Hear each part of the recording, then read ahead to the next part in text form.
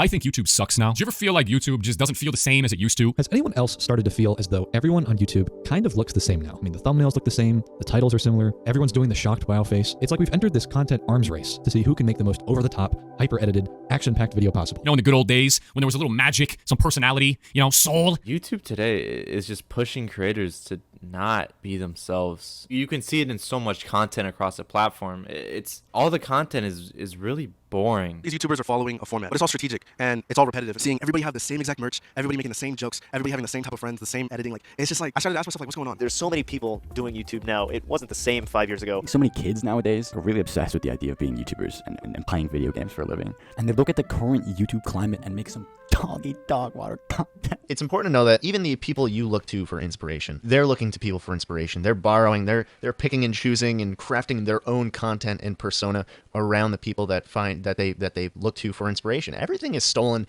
everything is borrowed. There really isn't anything out there to be inspired by, because I believe that the people who know better are giving these losers platforms. Why are we writing articles about these people as if they've accomplished something special or they're influential? Have you ever read a tweet that broke your brain? Because this broke mine. This is the official YouTube creators account on Twitter, acknowledging Sniper Wolf as a keynote speaker at last month's VidCon, claiming she gets her ideas from her fans. Getting video ideas from her fans. What ideas? Quite literally, all she does is upload other people's TikToks. How is that an idea? It's discouraging, but as a content creator, I've come to realize that if I want to get viewers, it's something I got to do. And when everyone around you is doing the same thing, it's tough not to stoop to that level. I feel like that's the missing element, is that you got to really love what you do. And maybe some of these kids don't know what they truly want. Maybe they're not being inspired. What is their surroundings like? Like, I grew up in a small town in upstate New York with no opportunities and no inspiration going on. And I was one of those kids. Making videos has to be something you love, something you're good at, and something you're willing to put the energy into every week, every day to improve. As Jinx says, you gotta eat, sleep, and shit YouTube. One reason why I miss the old YouTube is because people actually made videos for fun or for actually entertaining. Now, like, everyone feels like people are making videos for money, just to get famous. There's a noticeable lack of real content today. I don't think you could really call reacting to the top posts of Reddit commentary. I think that people that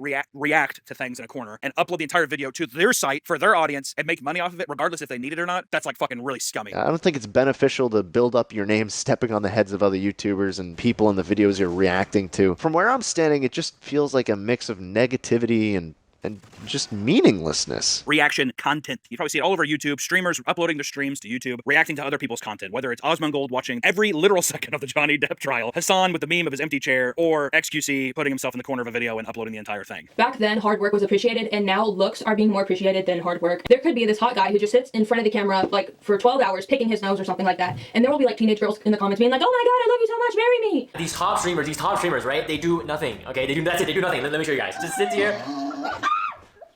Yeah, so these guys are just willingly typing to a chair. What do you think about this? Every loving Twitch stream ever has 88,000 views. Me reacting to it on my clip channel has 1.2 million views. Is that fucked up? My first stream there, I played Mario Kart, had a good time, put in a lot of effort into that stream. I was very lively. I felt winded at the end, like I do after I put in effort into something. And then the next day I watched Video Game High School, an entire season of it, and I checked my Twitch stats. I have like 50% more viewers. And usually the viewers jump up very steep at the beginning. It peaks like maybe 30 minutes to an hour in, and then it kind of peters out. Video Game High School, me streaming React. The whole time just kept going up. I'm just watching a show, man. It works. I mean, it's like, it's tough because it's like you can't prevent people from doing it until they literally can't, I think is somewhat what's going on there. You can't expect that every single person on a platform is going to act in entirely good faith. Recently, I learned about these channels that just watch a string of loosely related TikToks in a row, just like fed to them by a producer, and then they just give like a normal reaction while watching them. Commentary isn't so much transformative as it is just summarizing what we're watching. Someone caught a, is that a cow? Oh no, one of them will roll down the hill. It's not even content, it's Nontent. Sniper Wolf is the damn that's crazy of reactors. React content is a system of exploitation that siphons an incalculable amount of money and exposure away from the hard-working into the pockets of the incredibly lazy. Asmongold's goal is, like actual content creators, to take a person from the path that they would have tread absent their content being released. The only difference is that Asmongold isn't doing this with hard work, but with stolen content. Do you remember when reaction channels were shit on for a very similar thing that was technically transformative enough to be considered fair use, but still douchey enough to get them targeted by the entire YouTube community? Because I'm getting really bad deja vu with this shit. We demonized individuals like Jinx back in 2017. In large, we do as well today. Jinx, if you don't remember, was a guy back in the day who would just do pretty much what a lot of these reaction channels do now, or reaction streamers do now, which is sit, say, oh my god, that's crazy, maybe laugh from time to time, look at the camera awkwardly, and then upload it. That was just, if you didn't know, he's faded into obscurity now, but you know, that was real big back in the day. Even the whole YouTube thumbnail game is so ridiculous. Like, thumbnails are like porn now. It's just, it's so ridiculous, Mr. Beast, we can thank him for that. Mr. Beast is not funny. Like, do you want to laugh when you think of Mr. Beast? No, and yet people still watch him. You know why? Because they're just in awe of the absolute hedonism of, oh, holy shit, he spent so much money to make this video. And has become a zillionaire in doing so. In this video, we're going on a 250. I rented a $1 million. This is a $1 billion. I just bought this train, and it is currently barreling full speed towards that. Pretty cool. And that is a culture that everyone is now idolizing. It's always been like that, but it's gotten worse. I take a look at some of the personalities that pump out content on this platform. I look at the titles, the fake ways they present themselves. So there's one that's like turning my house into a fish tank, and this guy just fills his entire house with water. And so I'm like, okay, yeah, that makes sense that would get a lot of views because kids are like, oh, wow, he filled his house with water. That's crazy, bro. But that's all the entire video is we're filling our house with water, and then they point, and they're like, whoa, look how crazy that is. And that's like the basis of all viral videos is just, whoa, look how crazy this thing is. How is that creative in the slightest? Is it? Is this how you make millions and millions of dollars? Bro, what is this? She's not even saying anything. She's making cookies, bro. Oh my god, she's so cozy, guys. Look at her. She's all comfy. Of course you want to be cozy when you're working, right, guys? She just sat here for 6 hours and 30 minutes. Here we have one YouTuber who labors for a week to make one video. Here is Asmongold, who steals a YouTube video as a part of his live stream, and he makes it into a video for his channel, ending up with one video that normally takes a week to make, but instead it took him 30 minutes. He also has the added benefit of a live stream and the other videos made of his live stream content. What takes a YouTuber a week, Asmon can do in 30 minutes, but it gets worse. As Asmon isn't limited to only reacting to one video, he can react to several. He can obviously also do this every single day. Now, who is more likely to bring themselves a greater amount of exposure, views, and revenue? Each of the individual YouTubers with 1 week's worth of labor and therefore one video, or Asmongold with 7 live streams and over 40 potential videos, collectively housing a year's worth of labor with a content variety and quality that can't be matched by anything but an army of creators. Who is more likely to grow faster? It's obviously the reactor, not because of hard work, but specifically because of the lack of it. If you spend hours and hours making a well-done video, and the reactor just grabs it, watches it, even if they transform it, and then gets way more views than you do off your work, especially if you don't see a bump for it, it feels really shitty. It feels like they cheated. You worked hard and got less. They worked not so hard and got more. Intuitively, that just doesn't seem fair. Sorry, I feel a little gaslit here. Seeing YouTube and VidCon boost this kind of activity is so disheartening. It sends a terrible message to creators, and that is, don't create, steal.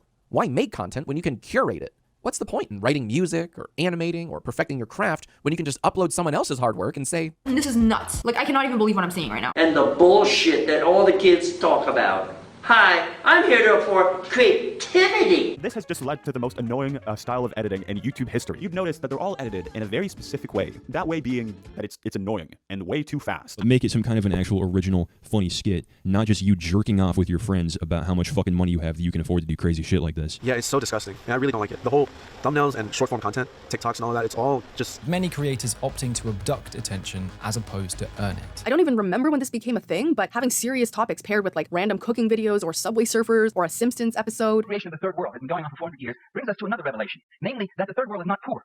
You don't go to poor countries to make money. Really goes to show that our attention span is kind of fucked. The guy I just showed you goes by Pickle Ricky Daddy, and I fucking hate these videos. Just for clarification, that was my most popular TikTok that I'm willing to bet is the reason most of you are here. This dude got hundreds of thousands of views by taking my video, putting GTA 5 racing footage over it, and just edited in the most shit subtitles I've ever seen. On YouTube Shorts, I really think it is like the actual bottom of the barrel for content. Like, this is the worst. I'm sorry. All you had to do was play the video. But you can't do that, right? Because it's not yours. So you narrate a completely fucking obvious situation here, and you replay it. You could have just kept playing it right there, but no, you had to replay it from the top. You have 2.5 million subscribers? None of the content in the video is his, and yet he is still profiting off of it. And sure, this dude credited both me and the original GTA footage, but it was just in the description after all of his fucking bullshit hashtags. And this dude does this with so many people that are just trying to make it on this platform. When you have guys like this that just post this video, it pisses me off because they could have just posted my original video. It does suck competing with myself, because a lot of these channels are started by people overseas, so as I'm streaming, they just immediately start uploading every moment of the stream to their channel, so I just have to fucking compete with myself at every single stage. This entire video is put on your channel. It's viewed through your lens, through your audience. It diminishes all the weight of the person watching this, especially when it's just your face in the corner of a video. You sitting there talking barely in a dark room or whatever does not justify this as transformative. It just feels parasitic. My stuff gets re-uploaded for the YouTube frogs that miss the stream. Give me contradictory analytics or facts. Anything else is re-uploading for YouTube frogs. Aren't the streams saved? Like, if people miss a stream, can't they just go back on your Twitch and watch the streams? Like, I don't understand that argument. On a good first day for a main channel upload of mine, I'd get, I don't know, maybe 10, 20,000 views, which isn't bad at all. And then I started J Schlatt Live, and I posted a video, and I waited. A 10-minute video of me goofing off with some friends on a live stream. Nothing that took an absurd amount of time to make, certainly nothing that took a month. And that second video, in its first day, that second upload did better than any real video I'd ever posted before. On a completely new channel, completely unadvertised on the main channel, the algorithm just took it and ran with it.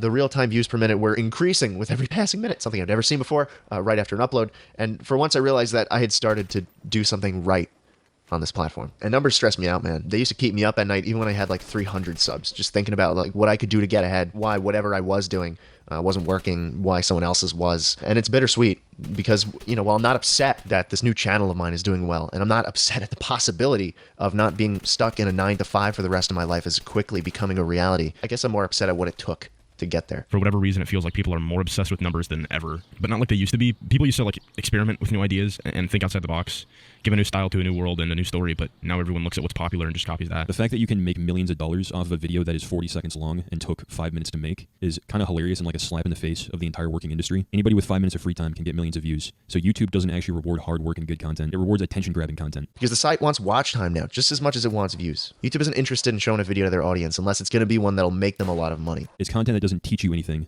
doesn't help you grow as a person.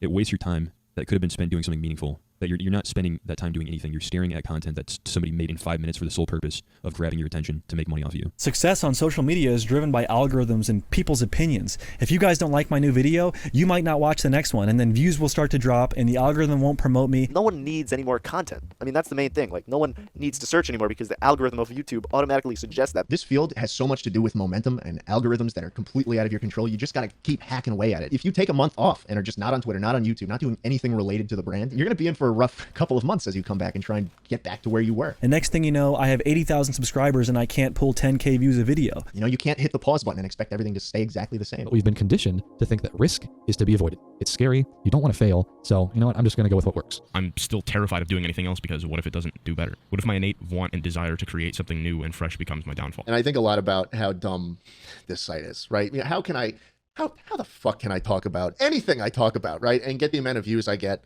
and be as successful as I am right now. And, you know, it's meaningless, man. It takes away like the true meaning of what YouTube is for. People forgot about the privilege of being able to post videos on YouTube that they make by themselves and threw away their personality, their craft. This new AI tool called Cheat Layer not only creates the content for you, but posts it for you as well. Okay, posting sucks. No one likes to post. This literally takes away one of the most tedious tasks in the content creation. Dude, I think you just might not want to be a content creator. You don't have to be one. What? Writing the content sucks. Filming the content sucks. Editing the content sucks. Posting the content sucks. It all sucks. Have a bot do it for you. Just don't do it. Go into fucking woodworking, man. Do something else. You're not a YouTuber.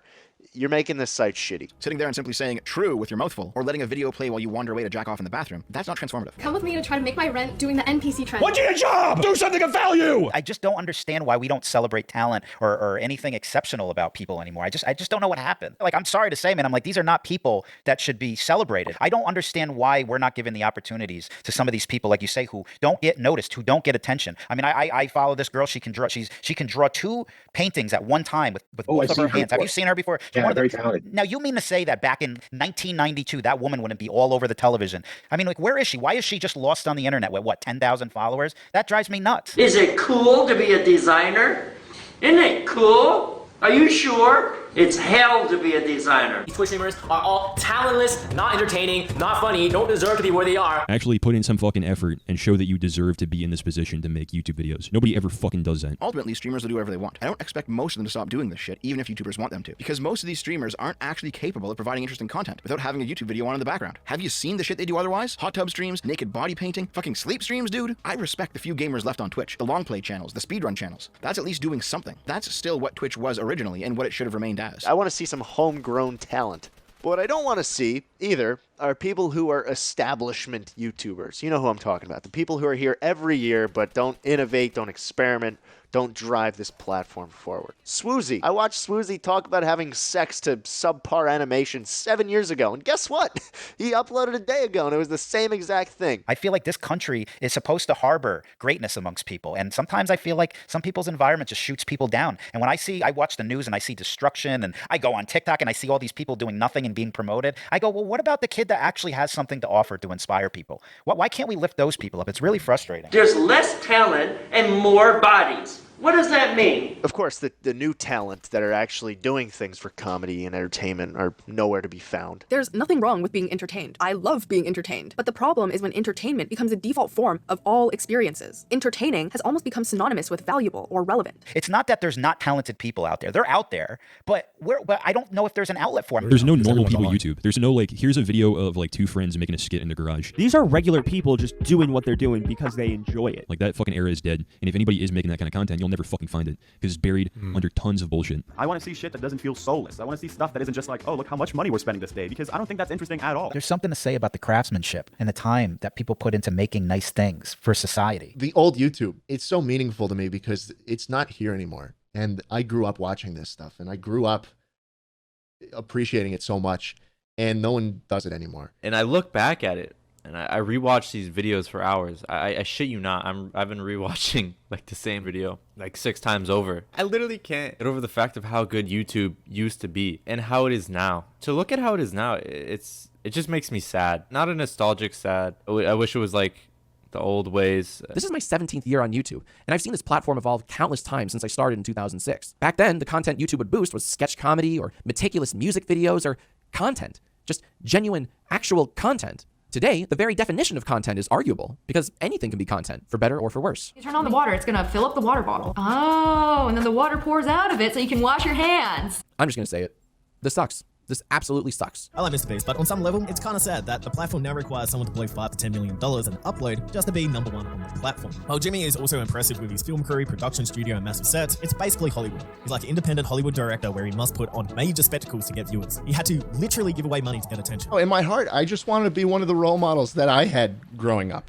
I don't see any of that anymore on YouTube. I really hope one day there's some more fucking genuine creators that come out of this platform. It seems like it's gonna be a while until something like that happens. There's some great people on the platform, but I can't wait till a huge wave of people being themselves rises to the top. There are a few fuckers on this platform who just have the most loyal and genuine fan bases I've ever seen, and they can play whatever they want, do whatever they want, upload whatever the fuck they want, and they can do that because they're just being true to them, and people love that. People fucking gravitate towards that. You have to enjoy what you're making. If you're trying to just cater to the general masses of YouTube, you're not gonna have fun, and that's the main thing. That's what it's all about, really. If you're trying to go into this with the idea of making money, it's not gonna happen, man. Someone who made a product that they were proud of.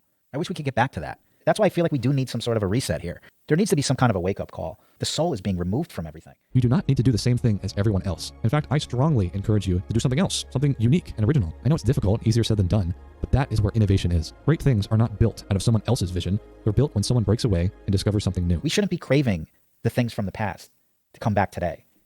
It should already be here. And so I'm sure you're wondering, well, how do I discover something new? I don't even know what to look for. Well, this is how I think about it. What are people starting to want? Obviously, in the past 3 years, people have been far more online than ever before. They're consuming content like crazy, but the effects of that are starting to manifest in that I think we're starting to get tired of it. We don't want to keep looking at an endless feed of short-form videos forever. Or we don't want to be blasted with high-octane, over-the-top content all the time. We want something real, something authentic. Maybe someone sharing an experience that they find valuable. Personally, the deeper that I go on the internet, the deeper my craving is for authenticity.